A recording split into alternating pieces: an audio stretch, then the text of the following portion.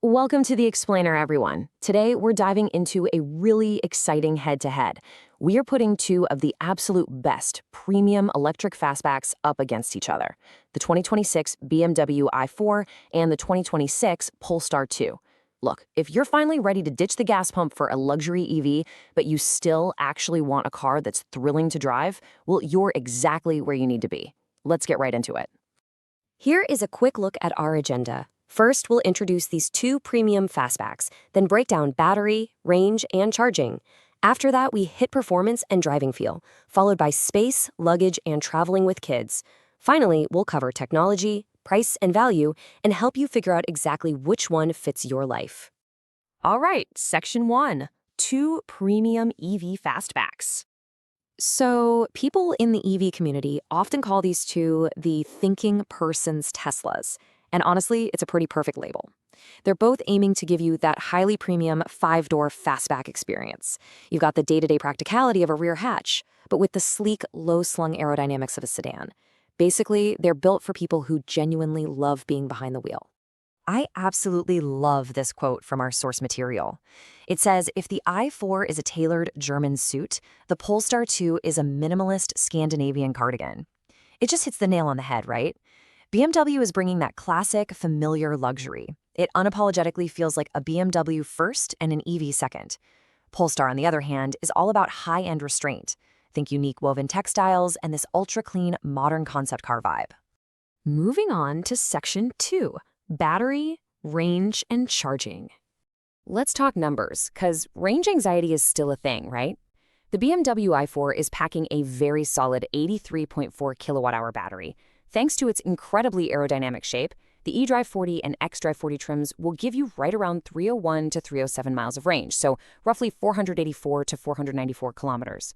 Now, the Polestar 2 uses a slightly smaller 75 to 82 kilowatt-hour pack, but its single-motor long-range setup can actually squeeze out up to 320 miles, or 515 kilometers. Though it's worth noting, real-world highway testing shows the BMW is remarkably consistent, so it tends to stay really close to those promised numbers. But what happens when you need to plug in? Well, the good news is both of these fastbacks are absolute beasts at the charging station. We're talking peak DC fast charging speeds right around 200 to 205 kilowatts. So if you roll up to a capable high-speed charger, you're going from a 10% to 80% charge in just about 30 to 40 minutes. And honestly, that makes long trips completely doable. A 600-mile journey? No problem. You just need a smart strategy. Set a realistic range buffer, especially if it's freezing out. Drive at efficient speeds, and use those 30 to 40-minute fast charging stops to grab a coffee or lunch. Oh, and pro tip, always have a Plan B backup charger in your head. You definitely don't want to show up with 7% battery only to find all the station stalls are full. Okay, Section 3, performance and driving feel. If you have a serious need for speed, neither of these is going to let you down. The BMW i4 M50 is a literal Autobahn bruiser. It rockets to 60 miles per hour in a mind-bending 3.7 seconds. That just narrowly edges out the Polestar 2 dual motor with the performance pack, which hits that mark in 4.0 seconds flat. I mean, they are both incredibly fast. But look, as any enthusiast knows, speed is just one part of the equation, right? It's really about the character of the drive. The BMW has that classic, heavy, planted sports sedan energy. It's quiet, it feels substantial, and it literally feels like it shrinks around you when you push it at higher speeds. The Polestar? It's a bit different. You sit a bit higher, almost like a low crossover, and the steering is slightly lighter. It has this eager, smooth, Nordic calm to it. But man, it is surprisingly playful when you hit a twisty back road. Let's shift gears to Section 4, space, luggage, and kids. Since both of these are five-door liftbacks, you get that wonderfully accessible rear hatch. In the back seat, they both offer about 34 inches of legroom, so adults will fit comfortably, though taller folks might brush their knees a bit.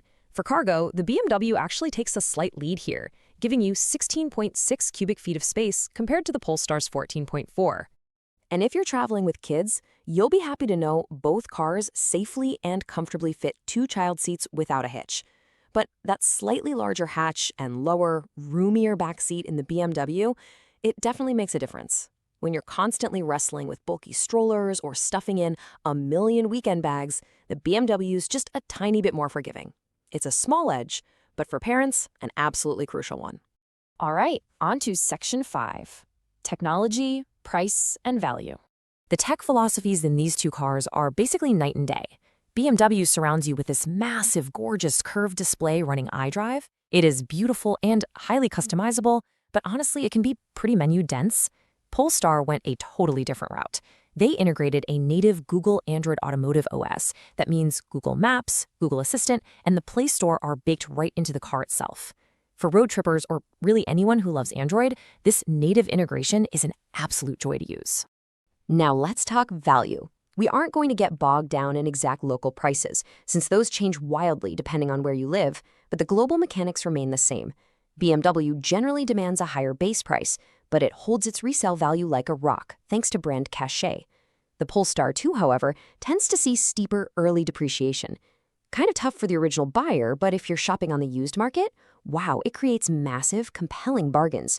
And of course, compared to pumping gas, both of these are going to save you a ton on daily running costs. Let's wrap it up with Section 6. Which fits your life? So what does this all mean? The ultimate question we have to answer is, based on your lifestyle, your commute, and your aesthetic vibe, which one of these incredible machines actually belongs in your garage? Let's break down 3 common profiles. First up, the highway commuter. If you are racking up serious miles on the interstate, the BMW i4 is absolutely your champion.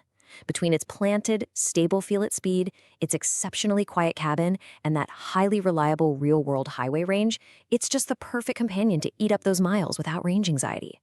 On the flip side, what if you're the design-led urban professional? Well, the Polestar 2 is calling your name.